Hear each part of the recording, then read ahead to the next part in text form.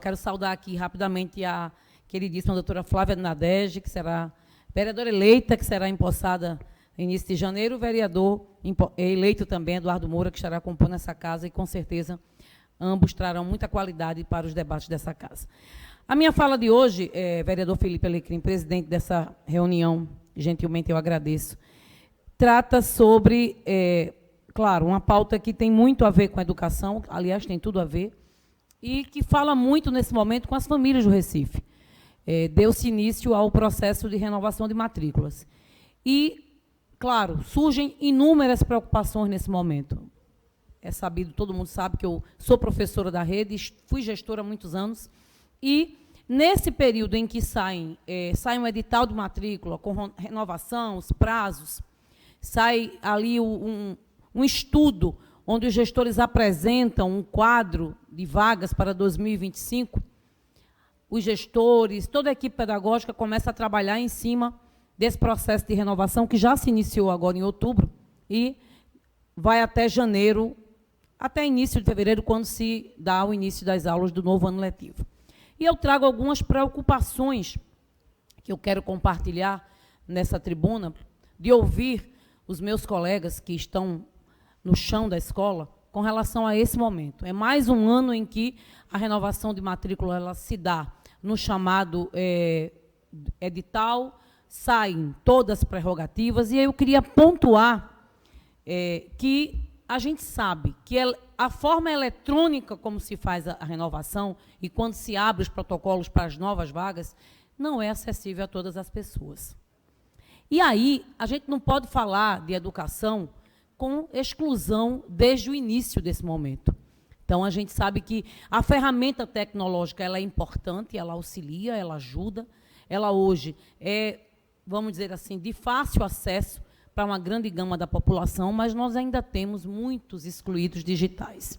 E são essas famílias, vereadores, que, nesse momento, me preocupa quando a gente não tem divulgado onde serão os polos de matrículas para os novatos, porque o processo de renovação ele praticamente se dá dentro das unidades, os gestores automaticamente já fazem essa renovação, faz um levantamento das documentações que ainda estiverem pendentes, as famílias apresentam e essa matrícula é renovada. Acaba esse processo, inicia-se o processo de matrícula para os novatos, e é aí que começa toda essa, vamos dizer assim, agonia que eu quero relatar aqui e colocar a minha preocupação e acender o alerta para a Secretaria de Educação de que a gente precisa ampliar o número de polos. Como é que funcionam os polos? Vereadores que talvez na minha fala não consigam entender, os polos são aqueles locais, na maioria das vezes escolas ou unidades de tecnologia, onde as famílias podem se dirigir quando elas detectam uma dificuldade ou elas não têm acesso nenhum, porque a gente não vai dizer aqui que todo mundo tem acesso. Né? As pessoas, às vezes, dizem que todo mundo tem acesso. Não, nem todo mundo tem acesso a um aparelho eletrônico com internet para fazer esse processo. Ainda precisamos citar que não é tão simples de fazer. A gente tem que colocar ali o CPF, colocar a idade, uma vez que todo o sistema ele é programado de acordo com a data de nascimento dessa criança. E aí vão-se as etapas e acaba que a família, às vezes, não finaliza, não sabe se efetuou a matrícula, e a gente precisa dar esse suporte. Então, por exemplo, na região de Pina, Boa Viagem, Brasília Teimosa, a gente, IPCEP, a gente não tem ainda os polos ditos nos documentos da Secretaria de Educação. E o meu apelo vai para que toda a cidade do Recife tenha pelo menos 2 polos para que as famílias se desloquem até os polos e possam fazer de forma presencial. E sabe por quê? Primeiro, porque há uma exclusão digital, e a gente, quando fala de educação, a gente não pode tratar nunca, no início, logo, do princípio da exclusão. Pelo contrário, a educação é para incluir. O segundo detalhe é que há uma grande confusão quando se acolhem esses dados e, às vezes, se matriculam em anos que não é o ano daquela criança, principalmente na educação infantil, onde a gente tem, por exemplo, para a criança que vai para a creche, ela, para estar no maternalzinho, ela precisa estar no 4º mês de vida até 11 meses e dias. Se ela não completou um aninho, ela está no maternal, um berçário, vamos assim dizer. Quando ela vai para o grupo 1, ela já tem um ano completo e até 1 ano e 11 meses e alguns dias. Se ela não completou os 2 anos, ela permanece no grupo 1. E há essa confusão na hora de fazer isso eletronicamente. Às vezes, eles ficam em grupos que não têm a vaga. Quando vai confirmar a matrícula, que é a segunda etapa desse processo, que não é tão simples, a vaga não existe e aquela família fica descoberta. Então, é importante aqui destacar a Secretaria de Educação, que o secretário e toda a equipe dele pense nesses polos que são de extrema importância, amplamente divulgados, inclusive na rede televisiva, que é o elemento onde a gente pode dizer que tem cobertura de quase 100% da população, né, para que todas as famílias possam ter acesso com profissionais para ajudá-los.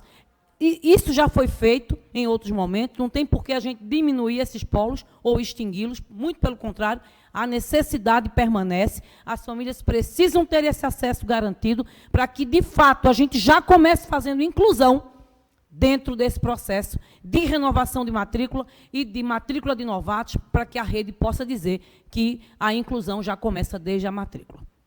Essa é uma pauta importante, eu estou falando aqui em nome das colegas gestoras, professoras, equipe pedagógica, que estão no chão da escola e que as famílias já estão chegando aperreadas nos balcões da escola. Então, enquanto professor gestor, ele não tem autonomia para fazer essa matrícula. Esse processo de balcão de matrícula, ele só volta para os diretores de escola lá em janeiro.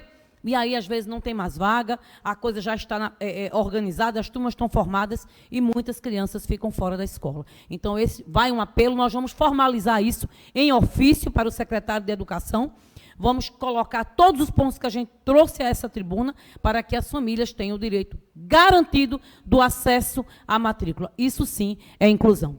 O outro apelo, já falando nessa questão da inclusão, é que toda vez que a gente fala em matrícula, em ampliação, em oferta, quando uma escola diz que tem 100, 150 vagas e coloca ali primeiro ano, segundo ano, educação infantil, a gente precisa pensar, secretário, também nos profissionais. E é outra grita grande. Nós precisamos contratar os professores para sala de aula, para cumprir a aulatividade desde o primeiro dia do ano letivo, que se iniciará em 2025. Profissionais docentes e profissionais não docentes. E aí, eu quero abrir aspas aqui para aquele profissional importante que faz o acompanhamento da criança com deficiência. O vereador que me antecedeu falou aqui, e é verdade, nós temos uma pauta grande sobre a inclusão da pessoa com deficiência, e ele me perguntou ali, eu vou externar aqui, vereadora, quando uma mãe matricula um filho e a escola não tem como receber, o que é que deve ser feito? Deve-se procurar o Ministério Público, porque é crime. Primeiro é crime fazer inclusão pela inclusão, que é quando o nome consta na lista e o menino não está estudando de verdade, tendo o atendimento à educação, que é um direito básico garantido na Constituinte, e o segundo direito de ter um profissional dependendo do seu laudo, porque tem aquele estudante que ele tem a sua autonomia, mas o próprio laudo já diz se ele tem direito ou não a esse acompanhante. E a gente precisa contratar esses acompanhantes, seja da lista de espera que tem, seja aqueles que estão no concurso ou aqueles que estão na seleção simplificada, ou já chamar uma outra seleção, um outro concurso, e isso não é tão simples de fazer, mas a gente precisa pensar nisso antes do início das aulas, porque não adianta a gente fazer a inclusão, está bonitinho na lista, enviar para o MEC, quando o censo é enviado, mas o aluno não está frequentando. Foi muito dito isso em toda essa jornada que a gente teve agora na campanha, sejam nas reuniões, nas visitas. Meu filho está matriculado, mas não está estudando. Meu filho não tem um acompanhante, e isso é muito grave. Então, a gente está começando uma outra jornada de um ano letivo, e a gente precisa pensar nisso. Urgentemente, os profissionais dentro da escola, docentes e não docentes, são fundamentais para que a aprendizagem, de fato, aconteça.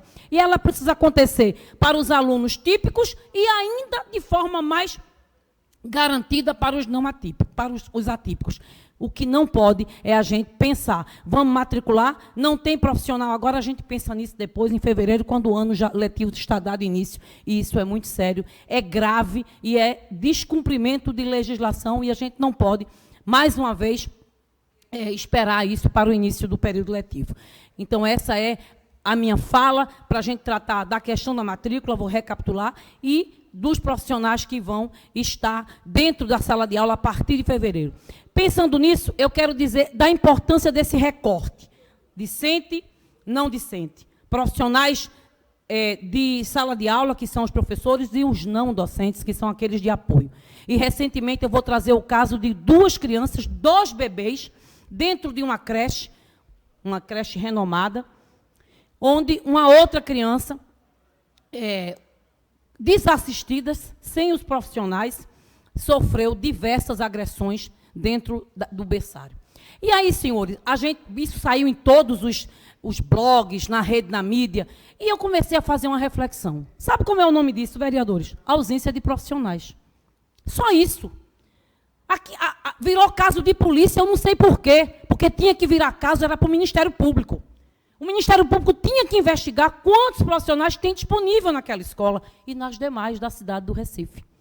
Porque a educação a gente faz com recorte. Discente, não discente. Estudante e profissionais de educação e os não docentes que estão ali para dar suporte. Como é que se concebe 2 bebês dentro de um berçário, desassistidos a ponto de terem mordidas, arranhões, lesões gravíssimas, e que ainda piora a situação, onde as famílias vão para a polícia resolver isso? Isso é falta de assistência pedagógica. Não se pode ter crianças dentro de um berçário sem ter profissionais. A legislação é muito clara, são 5 bebês, 5 para 2 profissionais, o tempo inteiro. Não é babá eletrônica, porque a escola ainda botou uma nota dizendo que estava desligada, não é babá eletrônica, são profissionais ali, vigilantes, ainda que estejam dormindo, no caso das crianças de berçário, da educação infantil, tem toda uma rotina pedagógica, que é dormir, descansar, a hora da comida. O tempo inteiro tem que ter profissionais disponíveis ali para dar suporte, porque o processo da educação, ele inicia desde o início que a criança, da hora que ela entra até a hora que ela vai embora. Toda a rotina do cuidar e do brincar envolve profissionais. Mas é muito mais barato não contratar, colocar o profissional sozinho para dar conta do menino, de trocar a fralda, de alimentar, de colocar para dormir, de fazer as suas próprias necessidades. É assim que os profissionais estão. Então, esse é um recorte que eu trouxe de um caso recente, que podem acontecer a qualquer momento em outras unidades de ensino, onde as crianças estão num recorte docente e não docente, estudantes e professores com um número absurdo, para que esses profissionais deem conta. Então, a gente precisa pensar nisso. A gente vai iniciar um ano letivo de 2025 e é importante garantir rotina pedagógica para os estudantes, condições de aprendizagem com os professores, formação continuada para esses professores, aula, atividade, sem deixar o aluno em casa, tem que ter substituição, porque é direito do estudante e do professor. Dia letivo de segunda a sexta, com rotina pedagógica e aprendizagem efetiva. Muito obrigada.